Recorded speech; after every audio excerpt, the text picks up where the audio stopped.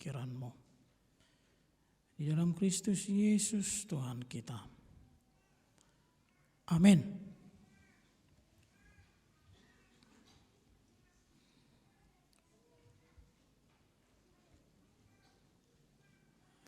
Karena ini masih suasana tahun baru, tak ada salahnya saya dari atas ini ingin mengucapkan kepada kita semuanya, selamat tahun baru.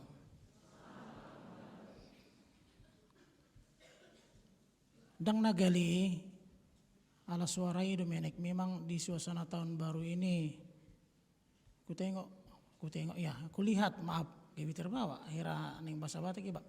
Saya lihat hira na buhi na pelu jehuro widon. Naung saya do liburan marsugut kan. Sikola mana? Karejo mana? Jadi bereng nagurang do hahia menakin. Nanakannya. Termasuk iba. Contoh ya kan. Jadi saya pikir di suasana tahun baru ini tumbuhlah semangat yang baru. Amin. Selamat tahun baru buat kita semuanya. Do upacing nakin gale dia lusiamu. Firman Tuhan menyapa kita di minggu yang pertama setelah Epifanias ini, tertulis dalam Injil Matius pasal yang ketiga, ayat yang ke-13 sampai ayat yang ke-17. Injil Matius pasal yang ketiga, ayat 13 sampai ayat yang ke-17. Saya akan baca buat kita semuanya, beginilah firman Tuhan. Maka datanglah Yesus dari Galilea ke Yordan kepada Yohanes untuk dibaptis olehnya. Tetapi Yohanes mencegah dia, katanya, "Akulah yang perlu dibaptis olehmu, dan engkau yang datang kepadaku." Lalu Yesus menjawab, katanya kepadanya, "Biarlah hal itu terjadi, karena demikianlah sepatutnya kita menggenapkan seluruh kehendak Allah." Dan Yohanes pun menurutinya. Sesudah dibaptis, Yesus segera keluar dari air, dan pada waktu itu juga langit terbuka, dan ia melihat Roh Allah seperti burung merpati turun ke atasnya. Lalu terdengarlah suara dari sorga yang mengatakan, "Inilah anakku yang kukasihi, kepadanyalah aku berkenan." Saya baca ayat yang ke-17 dulu. Lalu terdengarlah suara dari sorga yang mengatakan, "Inilah anakku yang kukasihi, kepadanyalah aku berkenan." Demikianlah firman Tuhan. Bapak Ibu serta saudara-saudari yang dikasihi Tuhan Yesus Kristus, minggu perayaan Natal telah selesai kita laksanakan, dan kita sudah mendengar firman Tuhan mengenai berita kelahiran Yesus Kristus menjadi anak manusia hadir ke dunia ini. Dan hari ini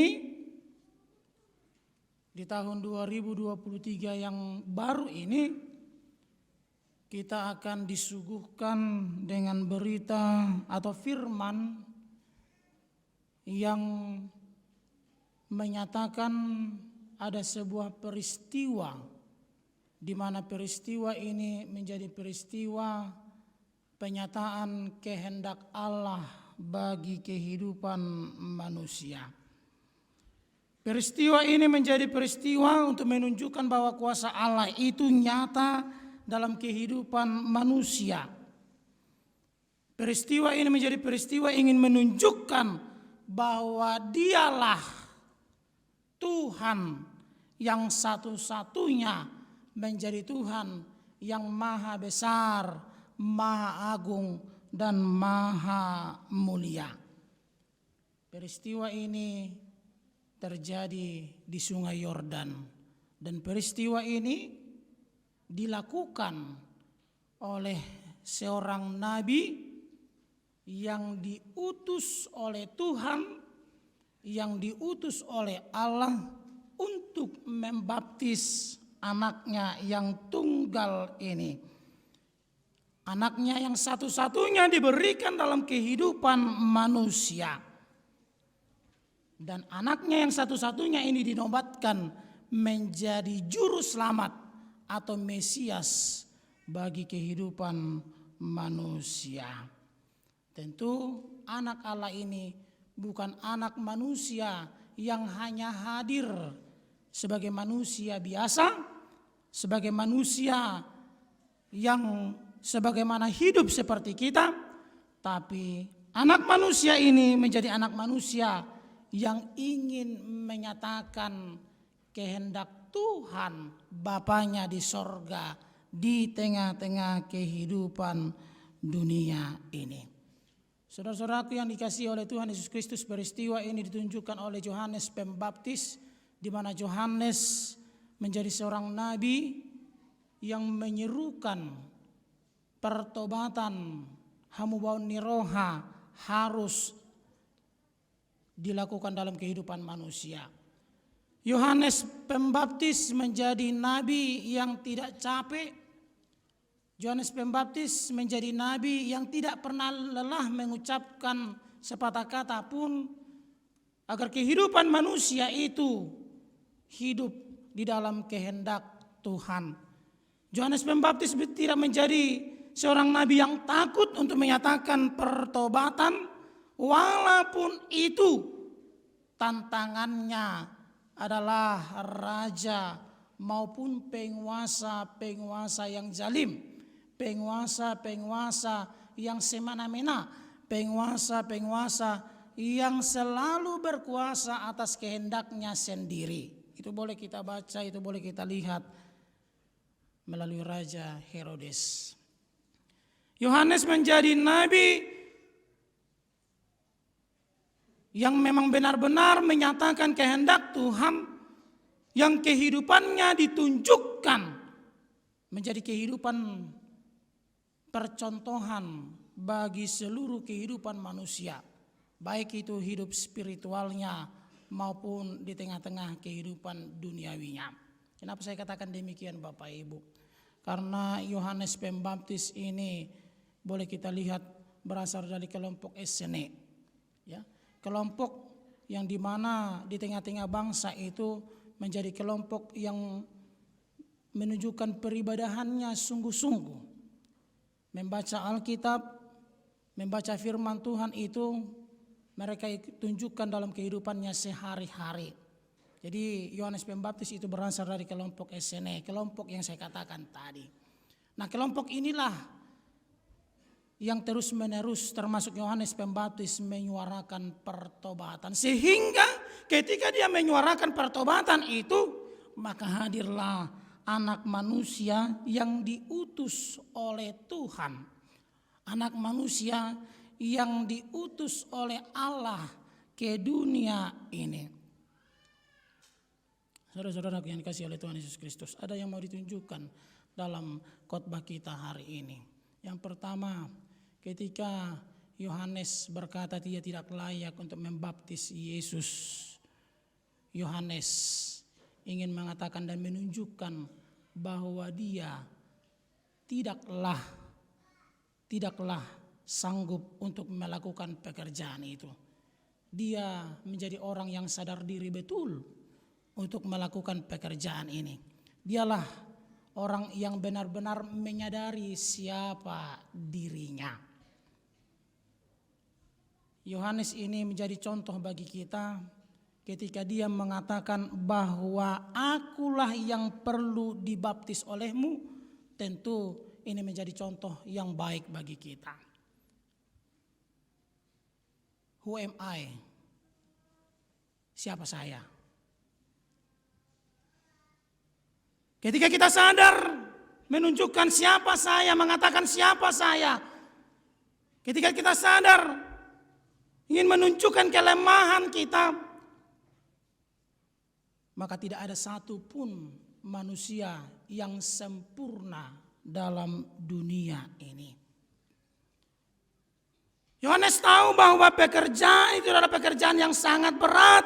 Karena dia sudah tahu ketika dia berasal dari kelompok SNE, kelompok yang benar-benar taat akan firman Tuhan. Dia sudah tahu bahwa itu akan terjadi. Anak manusia akan datang ke dunia ini. Anak manusia sebagai Mesias Juru Selamat akan hadir menunjukkan kemahakuasaan Tuhan di tengah-tengah dunia ini. Sehingga dia berkata, akulah yang perlu dibaptis. Tetapi Tuhan Allah melalui anak yang tunggal itu menjawab bahwa biarlah hal itu terjadi. Karena demikianlah sepatutnya kita menggenapkan seluruh kehendak Allah. Bukan kehendak Yohanes itu, bukan kehendak dunia itu sendiri, melainkan Allah ingin menunjukkan bahwa rencana Allah, kemahakuasaan Allah itu harus ditunjukkan oleh siapapun yang benar-benar tidak lelah menyuarakan, menyerukan pertobatan dalam kehidupan dunia ini. Tidak pandang bulu Bapak Ibu. Jadi dang nagabe moru sangap ni anak ni debata nangpe panurangi nama didihon anak ni debatai. Dang gabe moru hamuliaon ni debata nangpe anak ni debatai dididihon jolma yang benar-benar menjadi manusia dalam dunia ini.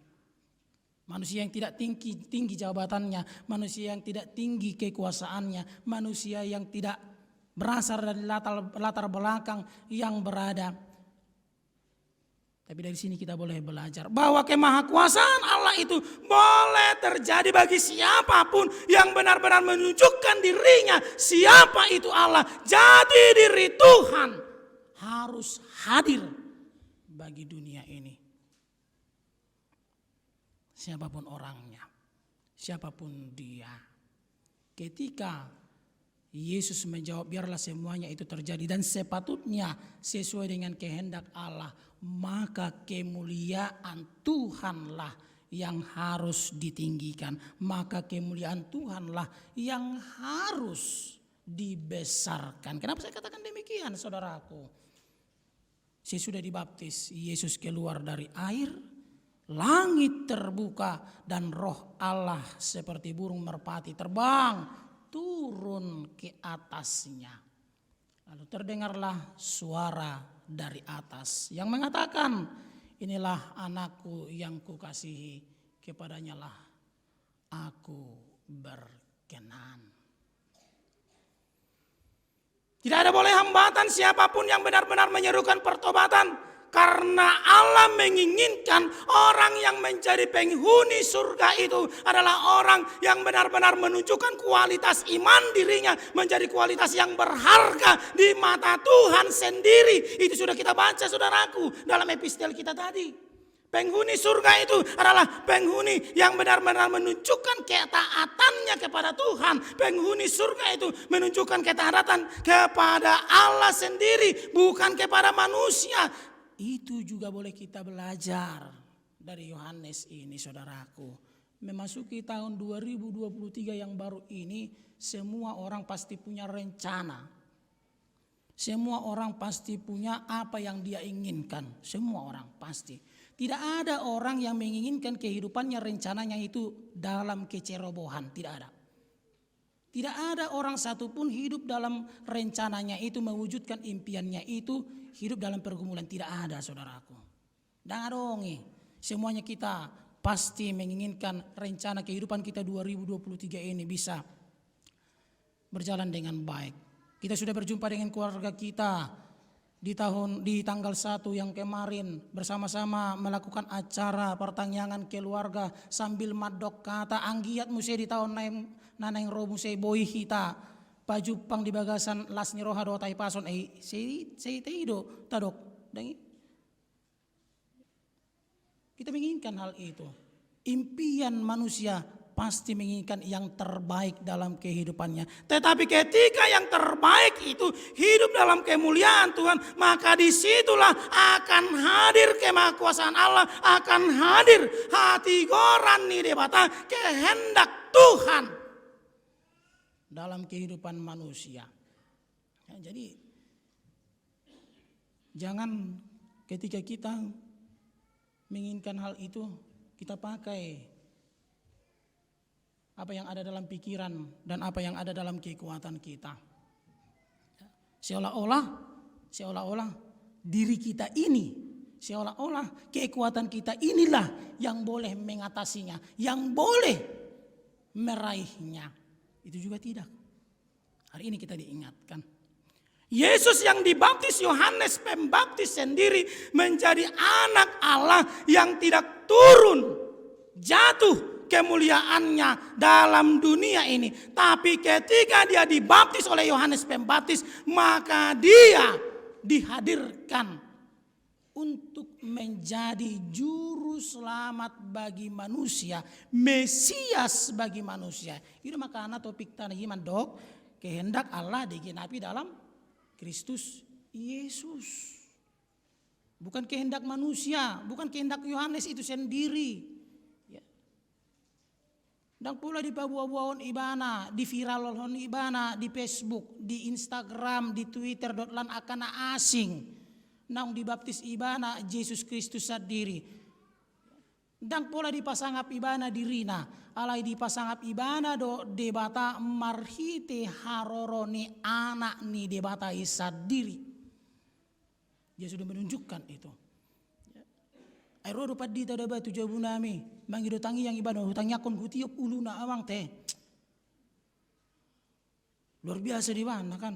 Luar biasa, silahkan, enggak masalah itu. Mau tung dianggap doho bapak na contoh, mau dianggap doho umak na tulang na, silakan. Jadikan itu ketika dia memohon doa, ketika dia memohon itu kemuliaan Tuhanlah yang terjadi atas apa yang kita lakukan. Erodo padita ida ba mangidu-idu tuh palawi mana? Borsi mas ngoni padita ulah na mangidu-idu terus inna kan contoh.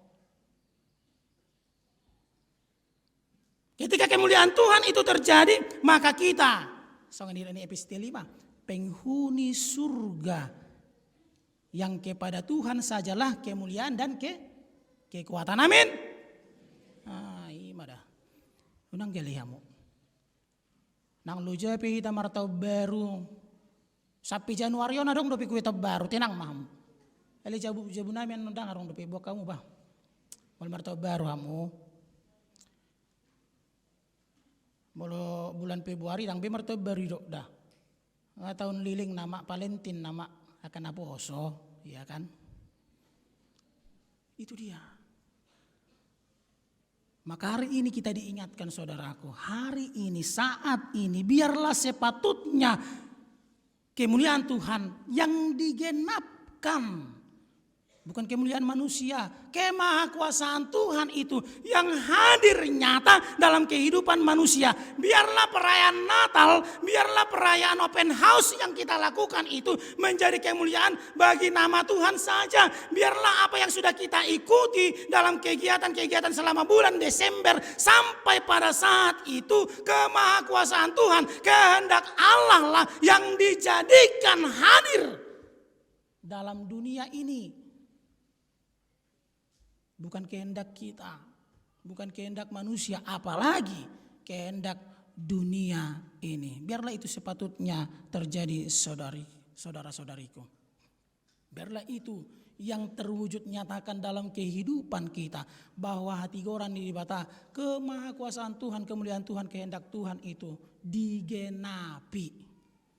Ya mulai digenapi, dan orang beganjil, dan orang titik koma. Ya. Gina pemaun 500 nainin nak be 500 berarti ganjil dang kina biate. Mulu mangalehan rupani contoh. Mulu ngadi gina pon unga be. Tak ada titik koma lagi. Semuanya itu benar-benar terjadi hanya untuk kemuliaan Tuhan. Saat ini, hari ini, saudaraku yang kasih oleh Tuhan Yesus Kristus. Ketika itu dinyatakan oleh Tuhan, ketika itu dinyatakan oleh Allah, maka hari ini ketika kita beribadah, ketika kita memuliakan Tuhan, mari kita tunjukkan kehidupan kita itu yang sesuai dengan kehendak Tuhan.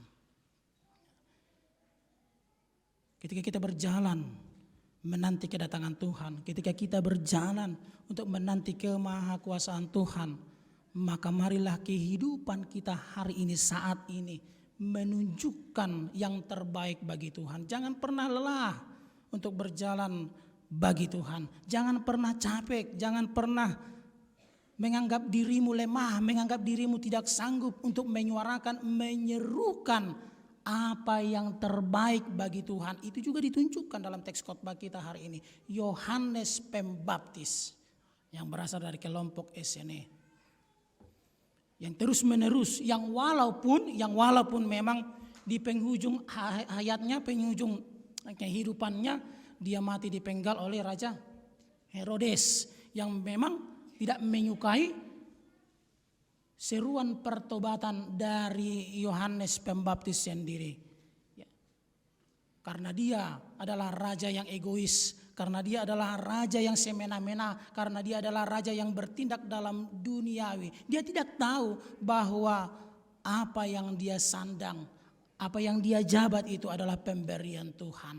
Itu juga mengingatkan bagi kita, saudaraku yang dikasihi oleh Tuhan Yesus Kristus. Ketika kita masih diberikan kesempatan, dilehot Tuhan hidupi kesempatan tu hita, partikiano tu hita, so dia ngulu tahun jabatan kekuasaan itu, mari kita muliakan nama Tuhan.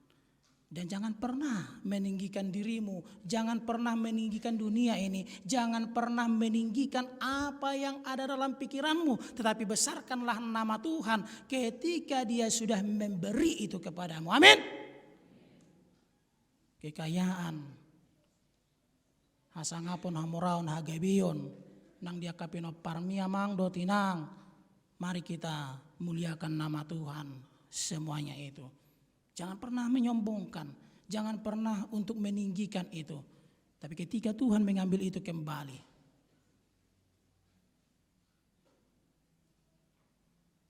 maka hidup kita pasti akan kita anggap berantakan. Maka kehidupan kita pasti kita anggap itu menjadi hukuman dari Tuhan. Tidak. Hari ini kita diingatkan, saudaraku yang dikasihi oleh Tuhan Yesus Kristus. Kemuliaan Tuhan yang sudah terbuka, yang sudah ditunjukkan dengan kehadiran anak Allah yang menjadi Mesias, Juru Selamat. Disitulah kita datang untuk memuliakan namanya. Dan jadilah menjadi penghuni sorga yang setia dan taat akan kehendaknya. Yang setia akan firman-Nya, yang taat akan kehendaknya. Yang menunjukkan bahwa firman Allah itu menjadi firman yang kekal, yang tidak pernah berubah-ubah. Jangan pernah kompromi dengan kejahatan, jangan pernah kompromi dengan apa yang ada dalam dunia ini. Tetapi kompromilah dengan Tuhan untuk menyuarakan dan membesarkan nama Tuhan di tengah-tengah dunia ini. Saat ini, esok, selama-lamanya, maupun di tahun yang baru ini, tahun 2023 yang Tuhan kasih, yang Tuhan beri, yang Tuhan anugerahkan bagi kita semuanya. Amin, kita berdoa. Bapa Sorgawi, terima kasih Engkau sudah memberkati dan menyertai kehidupan kami.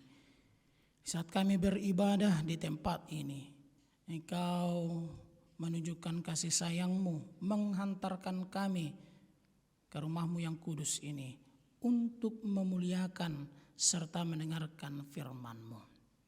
Terpujilah nama-Mu ya Bapa di sorga atas apa yang kami tunjukkan dalam peribadahan kami ini.